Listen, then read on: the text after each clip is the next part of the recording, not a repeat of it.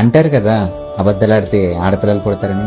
అలా అయితే ఈ జన్మలో ఎంత పెద్ద అబద్ధం ఆడానో, ఈ జన్మలో ఎంత అందమైన కూతుర్ని ఇచ్చాడు దేవుడు నాకు. చిన్ని చిన్ని పాదాలని నేలైనే మోయనా,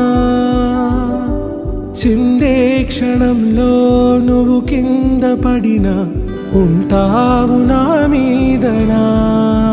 నీ చెంతే రెండు చెవులుంచి బయలెల్లనా, ఏ మాట నీ నోట మోగించిన వెను వింటే వింటానే.